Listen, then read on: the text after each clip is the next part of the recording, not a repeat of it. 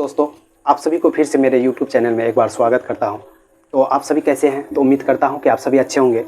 तो आज के वीडियो जो है कक्षा 10वीं के लिए, और कक्षा 10वीं के लिए जो है मैथ यानी NCERT हम लोग स्टार्ट किए थे। और इससे पिछले वीडियो में जो है हम लोग एक्सरसाइज 1.2 देखे थे, और उसमें से हम लोग प्रश्न संख्या 1 को अच्छी तरह से डिटेल से बताया था बेसिक के साथ, और आप लोग समझ भी गए होंगे। तो आज का जो है मेरा टॉपिक जो है वो 1.2 का प्रश्न संख्या 2 नहीं बल्कि 3 को देखेंगे। आप 3 समझ जाइएगा तो 2 ऑटोमेटिक आपसे बन जाएंगे। 2 भी बताऊंगा।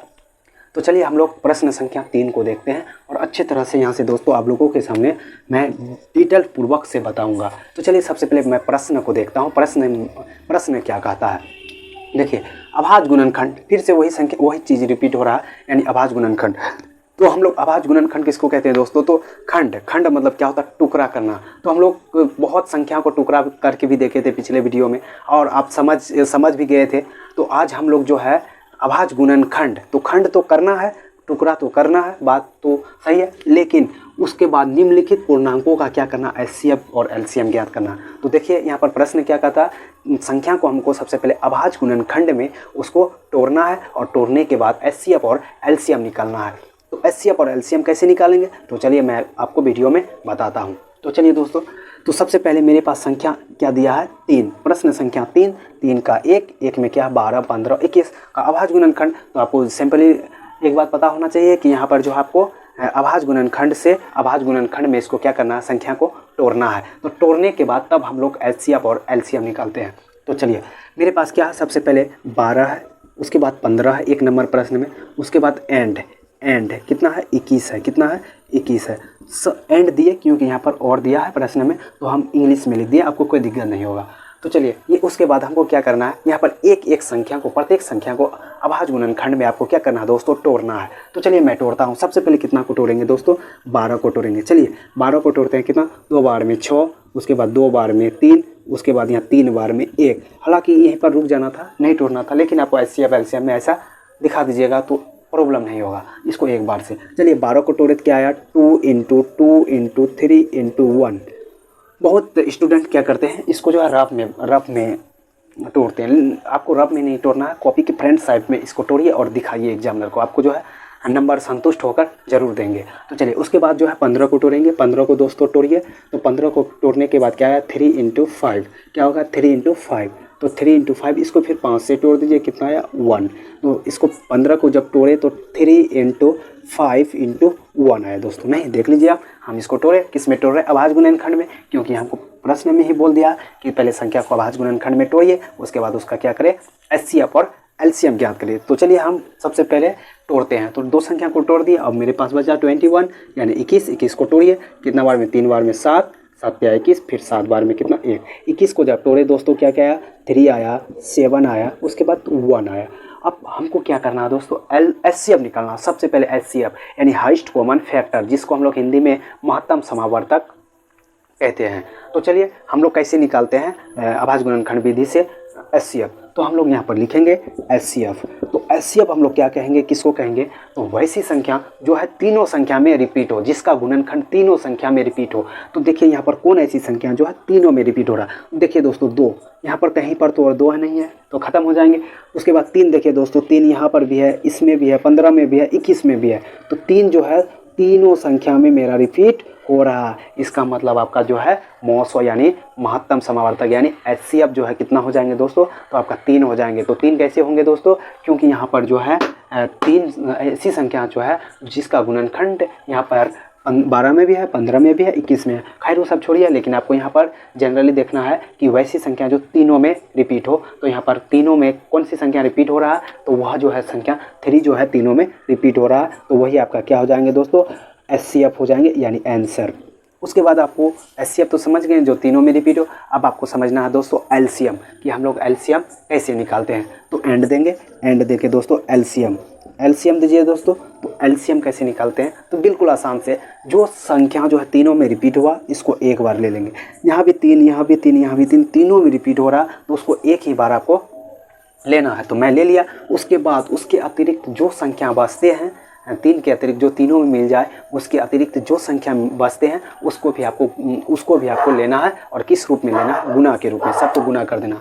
चलिए यहाँ पर क्या बचा 2, फिर इंटू 2, फिर यहाँ देखिए कितना बचा 5 इंटू 5। 1 को तो नहीं लेना आपको कि 1 गुना किसी भी संख्या को करेंगे तो वही संख्या आएंगे, तो 1 को नहीं लेना। उसके बाद दोस्तों आपका कितना आएगा 7 को लेनी। अब सबको इंटू कर दीजिए यानी गुना कर दीजिए। चलिए गुना करते हैं, वैसे कि आप लोग को भी गुना तो आता ही होगा।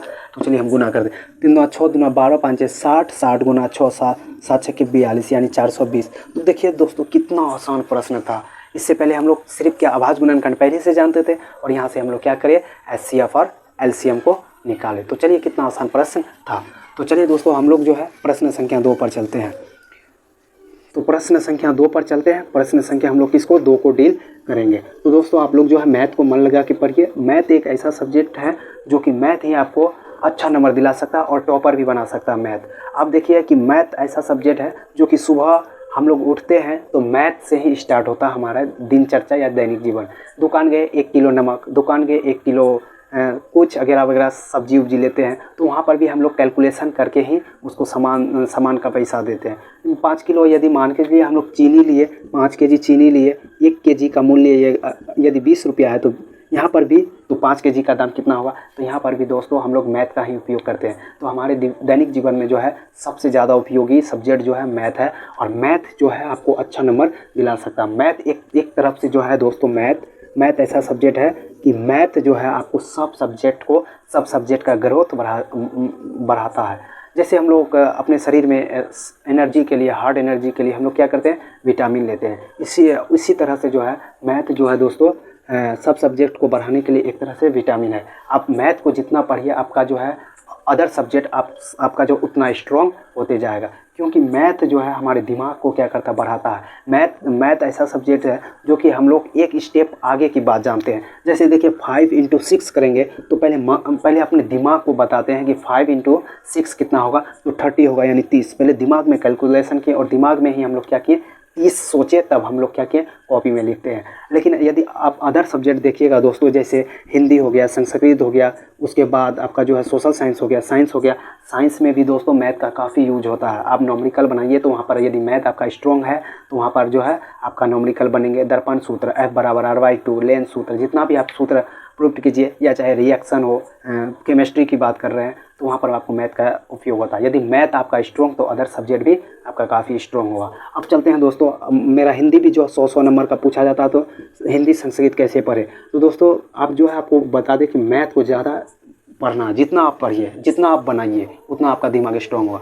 मैथ और हिंदी और संस्कृत दोस्तों यदि आप प्रश्न को उल्टा के देखिए हिंदी का, तो वह जो 8 क्लास का लेवल का है, 10th में जो पूछा जाता है। आपको सब्जेक्टिव क्वेश्चन में किस तरह से पूछेंगे दोस्तों, सब्जेक्टिव क्वेश्चन में आप देखिएगा 50 नंबर में, तो 50 नंबर में सबसे पहले 2 को गद्यांश यानी किसी के बारे में पैसेज जिसको हम लोग बोलते हैं गद्यांश, यानी पढ़ के उसको नीचे जो प्रश्न होता है उसका उत्तर देना है।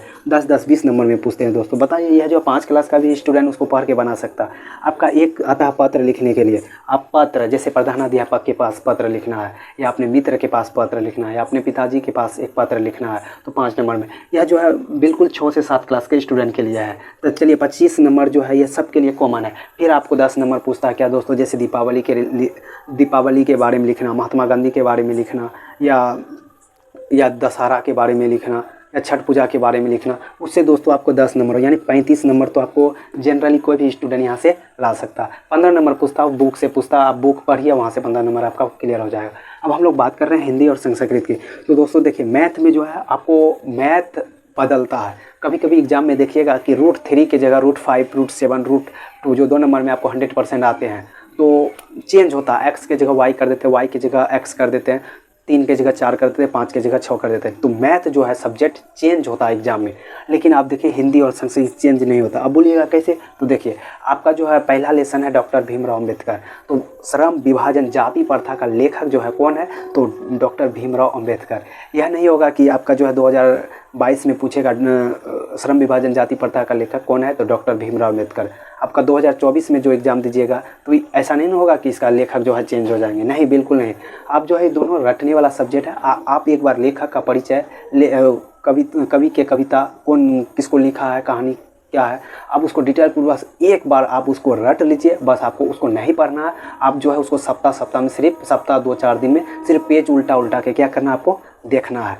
आप चेंज नहीं होगा। यदि लेनिन का, जैसे सोशल साइंस की बात कर रहे हैं, लेनिन का मृत्यु 1924 में हुआ, तो 1924 में ही हुआ है और वह कभी चेंज नहीं होगा। ऐसा नहीं कि आपको 2022 में पूछा 2024 में, तो 2023 में एक जो एग्ज़ाम होगा तो वहाँ दे देगा 2026 में। ऐसा नहीं, उसका मृत्यु फिक्स है कि 1924 में हुआ है तो होगा ही, यह चेंज कभी नहीं होगा। जैसे आप हिंदी में श्रम विभाजन जाति प्रथा का लेखक कौन है, डॉक्टर भीमराव अम्बेडकर, तो उसको चेंज नहीं होगा, उसका लेखक वही रहेगा तो वही रहेगा, यह कभी चेंज नहीं होगा। लेकिन मैथ जो है दोस्तों वह चेंज करते हैं, समझे, मैथ जो है चेंज करते हैं। जैसे संस्कृत की बात कर रहे हैं तो मंगलम पाठ पहला आता है, उसमें एक ऑब्जेक्टिव आता है कि उसमें कितना मंत्र है, तो 5 मंत्र हैं, वह कभी चेंज नहीं होगा। आपको जो है 5 है तो 5 ही होगा, कभी नहीं बोलेगा कि 6 होता है तो नहीं, गलत है। तो ये सब सब्जेक्ट आपको रटने वाला है, आप एक बार रट लीजिए, मन लगा कि उसको सुबह शाम सप्ताह 2-4 दिन में उल्टा के देखिए। मैथ को दोस्तों तराजू, जैसे तराजू होता है ना, तराजू का 2 पलड़ा होता है, एक पलड़ा में मैथ को रखिए और बाद बाकी आपका 4 सब्जेक्ट बता, 4 में से एक इंग्लिश छोड़ दीजिए, इंग्लिश में सिर्फ आपको पास मार्क्स लाना है और बच्चा आपका कितना 4 सब्जेक्ट, 4 सब्जेक्ट बचा। 4 सब्जेक्ट को तराजू का एक पलड़ा में आप क्या कीजिए, रखिए। और मैथ को आप जितना प्रैक्टिस कीजिए, यह जो है इसको पढ़िए, यह ग्रोथ अपने आप ऑल सब्जेक्ट को लेके जाएगा। आप विश्वास कीजिए, आप 30 दिन तक मैथ को अच्छा से पढ़िए। आप बोलिएगा कि कैसे पढ़े, तो देखिए ऐसा नहीं होता सब स्टूडेंट, अब कोई किसी स्टूडेंट का कहना है कि वह लड़का बहुत पढ़ता, 18 घंटा 20 घंटा पढ़ता है, तो क्या पढ़ता होगा, कुछ नहीं दोस्तों। ऐसा कोई स्टूडेंट नहीं होता है कि कोई भी टीचर यदि आप स्टूडेंट को 1.2 बताया तो वह 1.4 का प्रश्न बता देंगे, नहीं। वह स्टूडेंट क्या करता है, रिवीजन करता है। रिवीजन कर कोई भी प्रश्न को बार बार बनाता, डेली बनाता, उससे तरह तरह का क्वेश्चन देखते हैं, टारगेट, बीबीडी, तरह तरह के मार्केट में है अवेलेबल, देखते हैं। तो आप दोस्तों मैथ को पढ़िए, मन लगा कि ये सब सब्जेक्ट आपका रटने वाला है, एक बार आप रट लीजिए, उसी को बार बार उल्टा के आपको देखना है। फिजिक्स में न्यूमेरिकल सब बनाइए, तो अभी उतना बात हम लोग नहीं करेंगे दोस्तों। अब अभी हम लोग हैं मैथ में 1.2 में, तो 1.2 में 1 नंबर क्वेश्चन तो बिल्कुल आसान से आपको हम जो है डिटेल पूर्वक समझाए। अब चलेंगे हम प्रश्न संख्या 2 में। प्रश्न संख्या 2 क्या है दोस्तों, 17 है, उसके बाद 23 है, उसके बाद एंड 29 है। सबको फिर से अभाज्य गुणनखंडों में तोड़ेंगे दोस्तों, अभाज्य गुणनखंडों में तोड़ते हैं। तो 17 एकम कितना, 17 कितना आया, 17 का 17 गुना 1। उसके बाद किसको तोड़ेंगे दोस्तों, 23 को, तो 23 को तोड़िए, तो 23 बार में 1, तो 23 गुना कितना आएंगे दोस्तों 1। उसके बाद 29 को तोड़ेंगे, तो 29 को जो तोड़ेंगे कितना आएगा 1, तो 29 गुना 1। आपका जो है क्या निकालना है दोस्तों, एचसीएफ निकालना है। क्या निकालना, एचसीएफ। तो एचसीएफ को हम लोग कैसे निकालेंगे, तो वैसी संख्या जो तीनों में रिपीट हो। तो देखिए यहाँ पर आपको नज़र आ जाएंगे बिल्कुल कि कौन कौन संख्या जो है तीनों में रिपीट हो रहा है। तो आपके नज़र में, तो मेरे नज़र में 1 है और आपके भी नज़र में शायद 1 ही होंगे, तो इसका एचसीएफ कितना हो जाएंगे दोस्तों, एचसीएफ जो है 1 हो जाएंगे। अब निकालेंगे हम लोग एंड एलसीएम। तो चलिए एंड एलसीएम, एलसीएम आपका कितना हो जाएंगे दोस्तों, एलसीएम जो है जो संख्या तीनों में नहीं मिलेंगे, तो यहाँ पर जो है तीनों में क्या नहीं मिल रहे हैं, जो तीनों में मिल रहे हैं 1, तो तीनों में क्या मिल रहे हैं 1, तो क्या करेंगे यहाँ पर 1 को तो दिखाने जाएगा, 1 और कोई भी संख्या को गुना करेंगे तो वह जो है दी हुई संख्या का गुणनफल होंगे। तो देखिए उसके अलावा क्या बचा मेरा, 17 इंटू कितना 23 इंटू कितना 29। आप जो है तीनों को मल्टीप्लिकेशन कर दीजिए, यानी गुना कर दीजिए, आपका जो है एलसीएम उतना ही निकल जाएंगे। तो एलसीएम कितना हो जाएंगे, तो देखिए इसका जो है गुना जब करेंगे 11339, आपका जो है यह जो है एलसीएम होंगे, कितना होंगे 11339। तो बिल्कुल आपको 2 नंबर भी प्रश्न समझ में आ गए होंगे। अब चलेंगे हम लोग प्रश्न संख्या 3 की ओर। किसमें, प्रश्न संख्या 3 में कुछ नहीं है, बिल्कुल आसान से प्रश्न है। आप इसको उतार लीजिए कॉपी में और इसको बार बार बनाइएंगे और आपका जो है यहाँ से कैलकुलेशन भी मजबूत होंगे। तो चलते हैं, आज का आखिरी प्रश्न कितना है, 8 है, 9 है, एंड आपका कितना है 15 है। चलिए सबको क्या करेंगे, सबको तोड़ देंगे दोस्तों। चलिए सबको तोड़ते हैं, तोड़ेंगे तो कितना 2 इंटू 4 फिर इंटू 2, तो 8 को तोड़े 2 गुना 2 गुना 2। उसके बाद 9 को तोड़ते हैं, फिर इसको एक बार में तोड़ देते हैं 1 इंटू 1, फिर 9 को तोड़िए तो क्या होगा 3 3 9, फिर इसको 3 बार में 1 तोड़ देंगे, तो 3 इंटू 1 हो गया, बिल्कुल आसान सी थी। फिर आप इसको क्या, एक संख्या मेरा बचा 15 को भी तोड़ेंगे 3 इंटू 5, इसको फिर 5 1, तो 3 इंटू क्या होगा 5 गुना 1। अब देखिए हमको क्या निकालना है, एचसीएफ निकालना है। तो एचसीएफ देखिए तीनों में कौन संख्या जो है तीनों में आ रहे हैं या तीनों में रिपीट हो रहे हैं।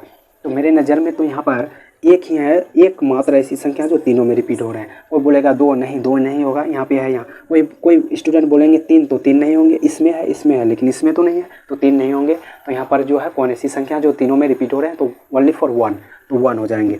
उसके बाद आपको निकलना एंड LCM, क्या निकलना LCM। तो LCM आपका कितना हो जाएंगे, तो जो संख्या नहीं मिला तो दो भी तो नहीं मिला, तो दो भी तो नहीं मिला, टू, फिर दो भी तो नहीं मिला, टू, फिर थ्री भी नहीं मिला, थ्री, और एक थ्री है, थ्री, फिर यहाँ थ्री, उसके बाद इंटू 5। आप सबको गुना कर दीजिए, गुना करना आपका काम है।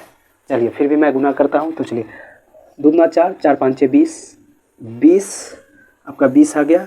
और उसके बाद 20 दूना 40, 40 दिया 120, इंटू 3 करेंगे तो 12 36, और एक 3 बच गया। गुना कर दीजिए को 0 छोटी 18 का 3 9 1 10, यानी 1000 कितना आ गया 80 इसका LCM। देखिए दोस्तों, बिल्कुल आसान सी प्रश्न था, कुछ नहीं किए थे। अभाज्य गुणनखंड आप पहले ही जानते थे, संख्या को टुकड़ा करना। उसके बाद HCF कैसे निकालते हैं, तीनों में जो संख्या मिले उसको को हम लोग क्या कहते हैं HCF। LCM कैसे निकालेंगे, जो तीनों में मिले और उसके अलावे जो संख्या बच जाते हैं उसको गुना कर देंगे HCF। हम लोग फिर से आएंगे अगले वीडियो में क्वेश्चन नंबर 2 को लेके और उसको अच्छा तरह से समझाएंगे। तो तब तक के लिए धन्यवाद।